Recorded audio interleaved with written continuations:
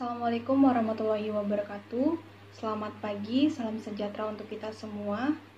Saya Angelika Dewanti Dumanau, mahasiswa dari D3 Kebidanan Samarinda, tingkat 3. Di sini akan menyampaikan presentasi proposal asuhan komprehensif pada Ibu X di Praktik Mandiri Bidan Puji Handayani pada tahun 2020.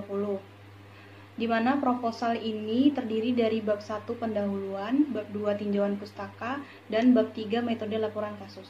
Bab 1 pendahuluan terdiri dari latar belakang, rumusan masalah, tujuan, manfaat, ruang lingkup, dan sistematika penulisan.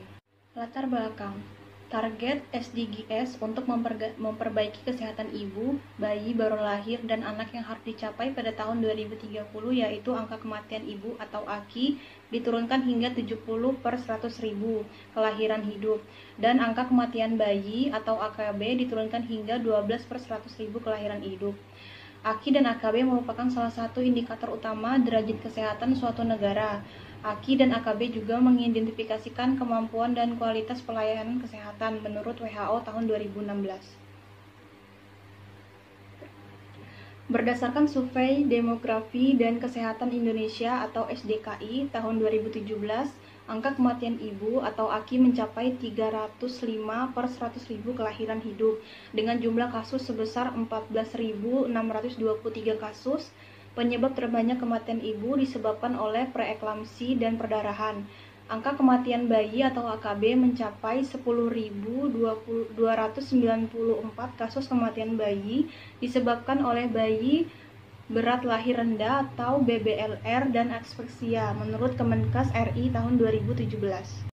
AKI di Kalimantan Timur pada tahun 2017 masih mencapai 100 per 100.000 kelahiran hidup disebabkan oleh perdarahan dan preeklamsi, dan AKB mencapai 619 per 1.000 kelahiran hidup disebabkan oleh BBLR dan aspeksia menurut Profil Kesehatan Kalimantan Timur tahun 2017.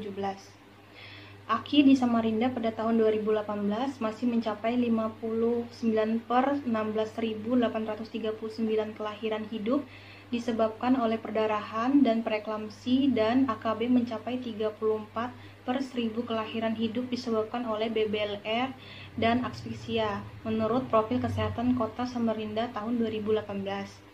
Berdasarkan data di Puskesmas Wonorejo, jumlah persalinan 646, kunjungan ANC 681, kunjungan NIFAS atau KF 646, kunjungan neonatal atau KN 680, AKB 3 karena IUFD dan akswisia, tidak terdapat AKI. Data dari Praktik Mandiri Bidan Puji Handayani pada tahun 2019 tidak terdapat kasus AKI dan AKB. Bidan Praktik Mandiri 2019. B. Rumusan masalah. Pelaksanaan asuhan kebidanan komprehensif pada Ibu X di Praktik Mandiri Bidan Puji Handayani Samarinda.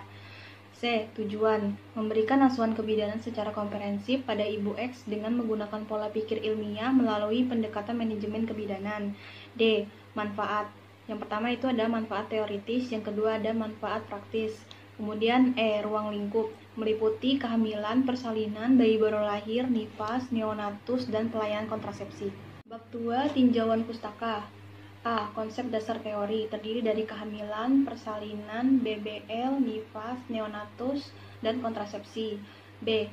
Konsep manajemen terdiri dari 7 langkah Varney. Yang pertama ada pengkajian, implementasi, data dasar, kemudian ada identifikasi diagnosa atau masalah potensial, kemudian ada identifikasi kebutuhan segera, ada intervensi, implementasi, dan evaluasi. Bab 3 metode laporan kasus. Terdiri dari jenis kerangka ilmiah, lokasi dan waktu, subjek kasus, teknik pengumpulan data dan analisa data, terus ada instrumen, kerangka kerja, dan etika. A. Jenis kerangka ilmiah. Rancangan yang digunakan adalah studi kasus dengan metode komprehensif atau COC dan penelitian deskriptif. B. Lokasi dan waktu.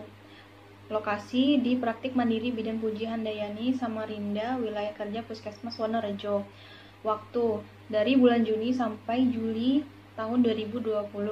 C. Subjek kasus. Ibu X, G Papa, usia X tahun, usia kehamilan 38 sampai 39 minggu. D. Teknik pengumpulan dan analisa data. 1. Data primer. Wawancara, observasi, dan implementasi. 2. Data sekunder. Dari data puskesmas dan praktik mandiri Bidan Puji Handayani berupa buku KIA, kohort, ibu, dan KSPR. Instrumen. Terdiri dari pedoman observasi, lembar observasi patograf, dan lain-lain. Wawancara, terdiri dari format pengkajian, peralatan dan pemeriksaan fisik. Kerangka kerja. G. Etika, implement, consent, anonymity, dan kerahasiaan. Sekian presentasi dari proposal saya, kurang dan lebihnya mohon maaf dan terima kasih. Wassalamualaikum warahmatullahi wabarakatuh.